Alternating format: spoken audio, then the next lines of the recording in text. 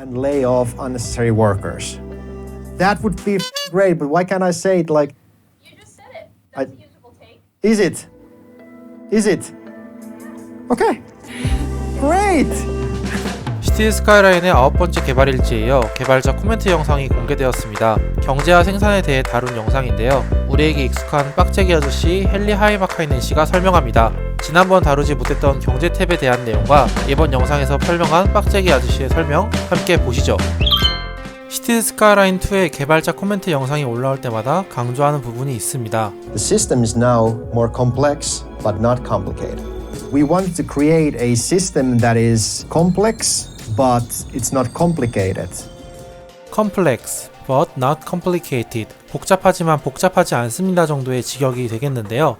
의역을 좀 곁들이자면 디테일하고 세부적인 게임 플레이 요소에는 집중했지만 플레이어가 어렵게 플레이하지는 않도록 만들었다는 개발자들의 게임에 대한 자신감으로 보입니다. 이번 경제 시스템 또한 많이 복잡해지고 세분화되었지만 이를 플레이어들이 어렵지 않게 만들려고 한 노력들이 설명 곳곳에서 보였는데요.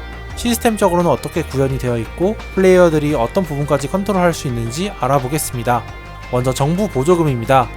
초기 도시의 경제 시스템이 구축될 수 있도록 처음 시작하는 도시에는 정부 보조금이 지원된다고 합니다. 이 정부 보조금은 도시가 마일스톤을 해제하고 성장할수록 줄어들게 되고 결국은 완전히 자립하게 되면 지원이 종료되게 됩니다. 이런 보조금을 통해 도시가 성장하고 시민들이 도시로 이사오게 되면 각 연령층의 시민들이 도시에서 거주하게 됩니다. 각 연령층별로 크게 청소년, 청년, 노년 그룹으로 나눠지게 되는데 각 계층별로 선호하는 상품이나 주로 돈을 소비하는 곳 등이 달라진다고 합니다. 예를 들어 어린아이가 있는 가정이라고 한다면 초등학교가 있는 근처의 집을 선호하는 방식으로 말이죠.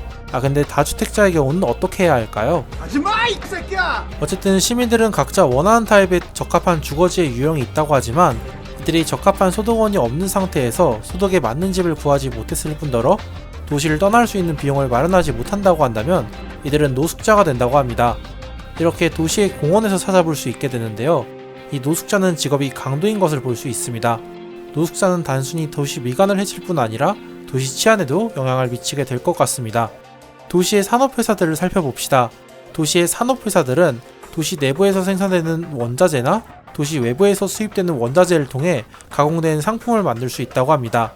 그에 대한 세부 항목과 자원 로드맵도 경제 탭에서 확인할 수 있는 모습입니다. 또한 산업회사들에 대해서 단순히 세금을 매길 수도 있지만 이렇게 항목별로 종목별로 세금을 매길 수도 있는 모습이었습니다. 저는 제 도시들의 전자 항목의 세금을 줄여줘서 전자제품 회사들을 많이 유치할 수 있게 해줄 겁니다. 그렇게 회사가 번창하고 성장할 경우 기업은 가용 범위 안에서 더 많은 근로자를 채용하고 필요로 하게 됩니다. 반면에 회사의 실적이 부진하고 지출이 많아질 경우 인원을 감축해서 수익을 극대화하는 방향을 택하겠죠. 상업회사들은 판매할 제품, 잠재적 고객, 직원들을 필요로 합니다. 판매할 제품들은 산업회사들을 통해 전달받거나 외부 연계를 통해 수입할 수 있습니다. 그렇게 수입된 제품들은 고객에게 가장 가까운 곳에서 판매되어야 하기 때문에 주거지 주변을 선호하게 됩니다. 주거지 주변으로 상업회사들이 생기게 되면 잠재적 고객이 많은 주거지 근방에서 시민들이 필요로 하는 물품들을 판매하기 때문에 상업회사들의 수익이 증가하게 됩니다. 오피스 회사들도 산업회사와 비슷한 방식으로 운영됩니다. 전자제품이나 소프트웨어를 주로 수입해서 2차 재화로 소프트웨어, 통신사, 은행업, 미디어와 같은 무형자산으로 생산합니다.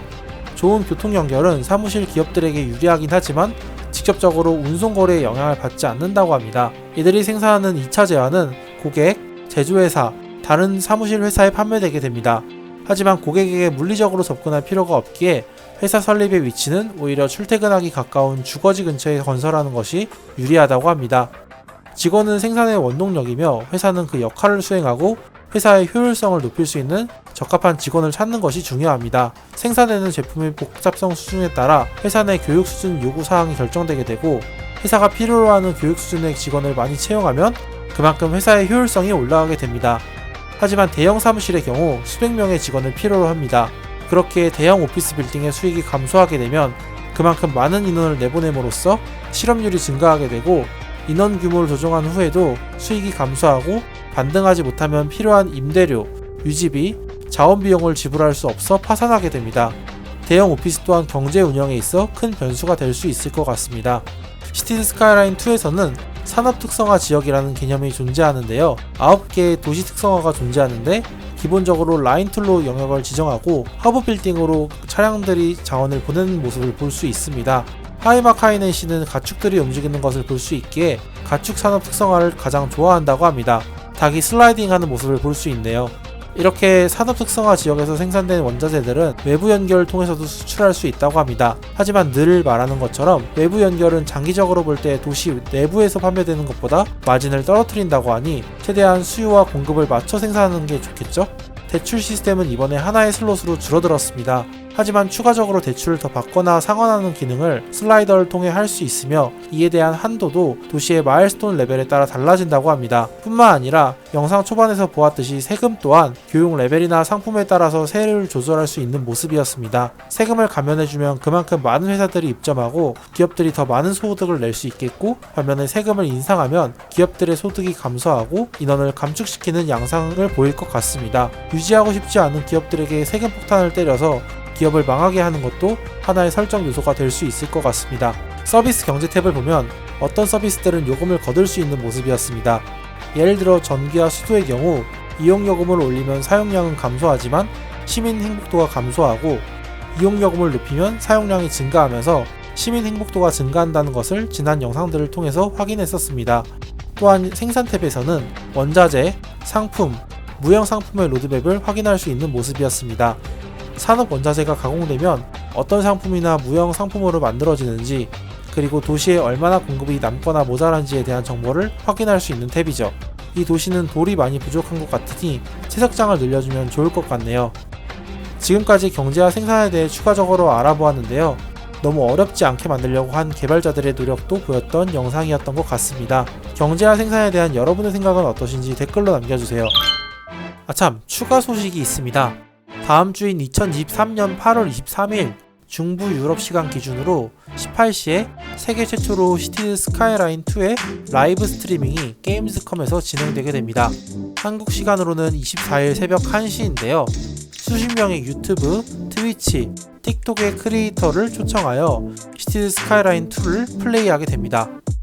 그리고 참, 퀼른의 게임즈컴 이벤트 센터에서 진행한다고 하니 꽤나 색다른 이벤트가 될 것 같습니다.